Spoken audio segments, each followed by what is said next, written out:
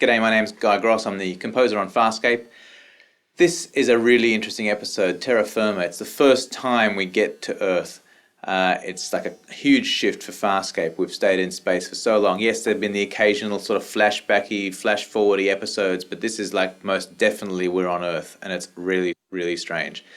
So musically what I did is, the first thing I did, we've got to deal with the emotional journey of Crichton. So in a sequence that I'll play for you, we realized that, the seriousness of what's going on for Crichton. So I've written a theme that keeps coming back through this episode. Again, thematic development is not something that I do on a Fasrcape episode normally, unless there's an obvious journey for me to follow. And in this case, there was an obvious journey. So it's a theme that keeps coming back really when he is telling the story. Have a listen.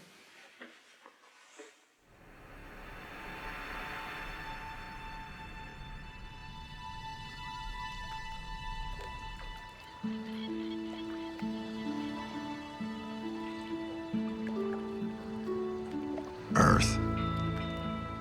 Terra Firma.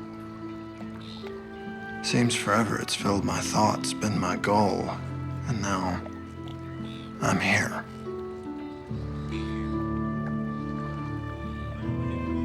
Family, friends, seeing them again is so normal. John, you're alive.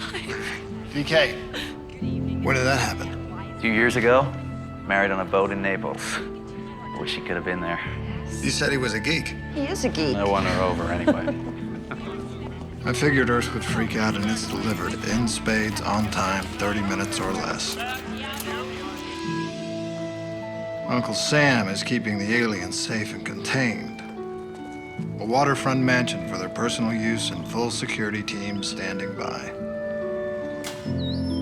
It's a cage, but at least it's a gilded one. Good?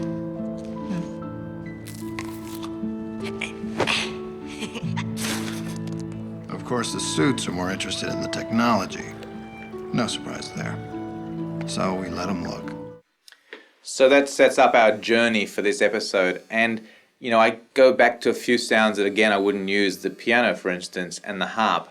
Sounds that I'm really using quite up front. Not something that I'd use in a normal episode. I normally try to stay a little more transparent sound-wise. So more orchestral, things that you wouldn't look for, you wouldn't hear consciously.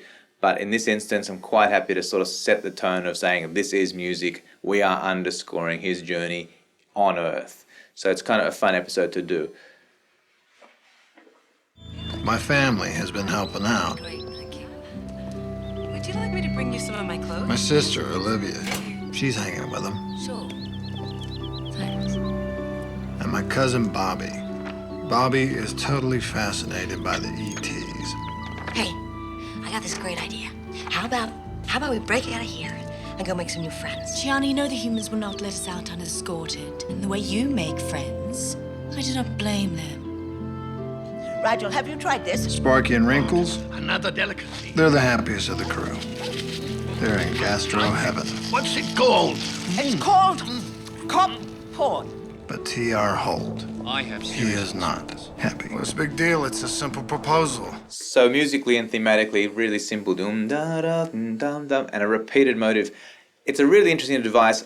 A lot of composers use it. I mean, obviously there's the Michael Nymans, Philip Glass of the world who use it quite a lot. Repetition can really evoke some unusual things in music. The things it does are, when is this repeat going to end? When are we going to move on? When it sets up this subconscious feeling of, wow, we're really stuck in this pattern. And that's what we want Crichton to feel. He's really sort of stuck in this sort of land of, he's not really home. He's home, but he's still an alien now in his own home because he's feeling so out of it. So musically, a theme that yes, repeats, yes, has got a sort of earthy base to it, but it's got to give an uncomfortable feeling. So on the surface, it sounds nice and themed, nice and pleasant. But there's just something slightly odd about it that helps us tell the audience what's weird there for Crichton. Which brings us to Dad. Dad. All right, time for light test. T-minus 5. Dad's world is upside down. So he's trying to make it right side up by putting up Christmas decorations. Great. I need a little more. Christmas decorations, even though it's Florida and the whole block is cordoned off with security. It's looking good. Family traditions. Maybe They're we should supposed to put some bring more us on. together This was bigger than last year. and to make everything normal. So, you do this every cycle? Year. Every year. Yeah. So again, musically and underscore wise, that whole opening, I think over 3 or so minutes, it's in many ways it's a montage. In many ways, you want the audience to feel that Crichton's been on Earth and he's been experiencing more than the experiences we're seeing. And musically, the way to do that is to sort of start at the beginning, finish at the end, and have this ongoing, repetitive journey. And it really, in some ways, don't score the actual turns in the pictures. I'm a composer that normally likes to follow literally note for note, action for action, scene for scene, what I see. But in this instance, it's montage. It's supposed to tell a big picture story of what's going on Earth for Crichton. So that theme keeps coming back, and it's really for his storytelling. Stay. Look, we'll guard the wormhole. We'll set up a defense shield. Nothing will get through. No, I have a job to do. It's your words again. I don't want to lose you, son. I can't shake this feeling that you're not coming back. I'll be back. That's a promise. You take care of my home.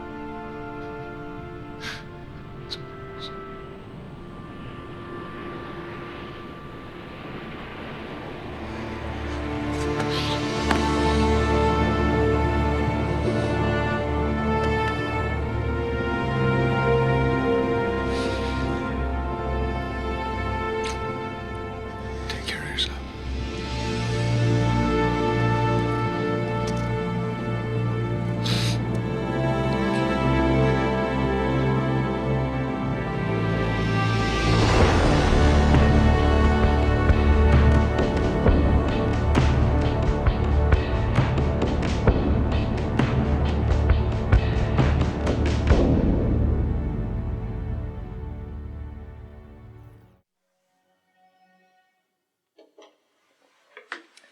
Really unusual ending for Farscape.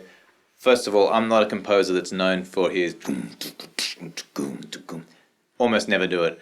But as soon as I saw Crichton walking along that path at the very end, full of energy, full of I know what I got to do now in this world. To me, it just said drum rhythm, really unusual. But you know what's interesting? I scored it that way. The editor saw it and said, "Oh, I didn't know someone played you the temp track." I said, "I didn't hear the temp track." He goes, "Well, that's what I put in the temp track." So it was amazing how parallel we were and how the images just said that. But before that, beautifully and typically Farscape, emotional, great dialogue, weaving in and out of the words they're saying. It's again the joy for me as a composer, using every device to a composer's advantage to pull the emotions left, right, and center, and really make the audience, you guys, appreciate what the writing's saying, what the story's saying, and then ending on that ridiculous was just a bonus and a real hoot to do. So enjoy the episode. Thanks for listening.